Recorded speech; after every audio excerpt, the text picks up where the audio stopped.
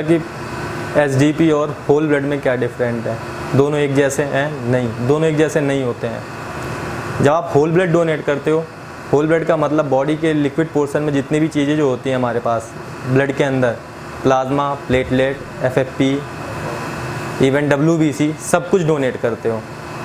Platelet जब आप SDP donate करते हो वो सिर्फ सिंगल डोनर, मतलब से आप डोनर हो, सिर्फ आपसे एक स्पेसिफिक चीज़ है। एफेसिस का मतलब किसी चीज़ से एक स्पेसिफिक चीज़ निकालना, वो कुछ भी हो सकता है। लाइक प्लेटलेट एफेसिस, यही प्लाज्मा एफेसिस भी होता है। प्लाज्मा एफेसिस में सिर्फ प्लाज्मा लिया जाता है, प्लेटलेट और ब्लड नहीं लिया जाता। ऐसे और भी चीज़ें होती हैं, ल्यूकोफेसिस भी होती है जिसमें सिर्फ डब्ल्यूबीसी लिया जाता है। एफेसिस का मतलब अलग करना एक स्पेसिफिक चीज़ को, बॉडी के अंदर जो होती है उसका एक स्पेसिफिक चीज़ को अलग करना, जी ये प्लेटलेट है। जब आप होल ब्लड डोनेट करते हो तो डोनेशन का जो टाइम पीरियड होता है दोबारा डोनेशन के लिए आपको कम से कम 3 महीने का गैप होता है कि 3 महीने के बाद ही आप दूसरा डोनेशन कर सकते हो। जबकि आप एसडीपी अगर डोनेट करते हो तो आप 3 दिन बाद 48 से 72 घंटे के अंदर आप दोबारा डोनेट कर सकते हो। अगर होल ब्लड डोनेट किया हुआ है उसके बाद अगर आप प्लेटलेट डोनेट करना चाहते हो तो 1 महीने का गैप होना चाहिए। अब यदि आपने अभी प्लेटलेट दे रहे हो, आप दोबारा होल ब्लड देना चाहते हो तो भी 1 महीने का गैप होना चाहिए। ये अलग अलग चीज़ें हैं, इसीलिए जब आप होल ब्लड देते हो तो आप सब देते हो। नहीं, जैसे अब ये शरीर में से तो पूरा खून ही निकालती है ना मशीन? नहीं, ये एक चैम्बर है हमारे पास, ये एक इसकी किटिया लगाती है पूरी एसडीपी के लिए। ये समझिए 100 ml का 100 ml का एक चैम्बर है। ब्लड निकलता है 100 ml तक ही जाएगा, उसका प्रोसेसिंग होगा, उसका आरडीपी, जब उसका जो प्लेटलेट होगा ऊपर बैग में यहाँ पर कलेक्ट होता जाएगा। ब्लड वापस जो है आपकी बॉडी में ट्रांसफ्यूज़ हो रहा है। अच्छा, ठीक है। इसके अंदर जैसे हमारे पास ये 3 ट्यूब है ना, 3 लाइन होती हैं, एक रेड, एक ब्लू और एक वाइट है।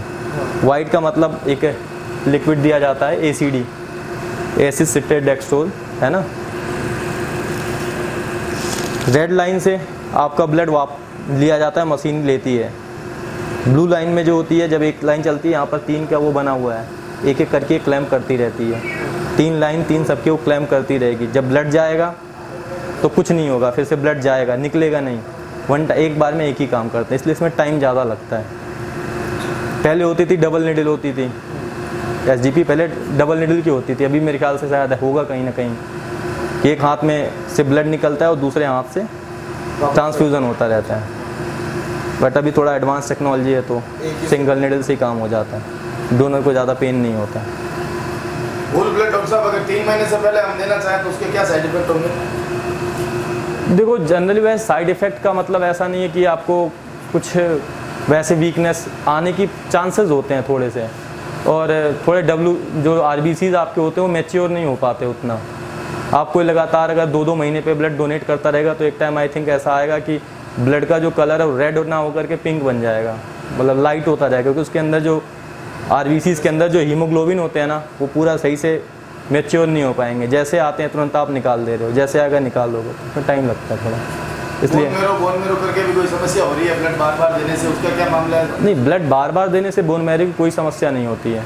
ये अफवाह है, बोन मैरो कुछ नहीं, बोन मैरो से तो कोई मतलब ही नहीं है ब्लड डोनेशन का। इवन कह सकते हैं कि बोन मैरो के जिनको प्रॉब्लम होती है, जैसे थैलेसीमिक पेशेंट होते हैं, उनके अंदर आरबीसीज बनना कम हो जाता है, उनको ये ब्लड चढ़ा करके उनकी लाइफ की जाती है। हमारे यहाँ पर रोटरी ने थैलेसीमिया सेंटर शुरू भी किया है, जो छोटे छोटे बच्चे होते हैं उनको ब्लड ट्रांसफ्यूज़न दिया जाता है, तो उनके अंदर बॉडी इतना खून नहीं बनाती है, उनका खुद का आयरन या आरबीसीज उतने डेवलप नहीं होते हैं। धन्यवाद सर, आपने बहुत अच्छी जानकारी दी है। मैं Ravi Shukla, technical supervisor, rotary blood centre.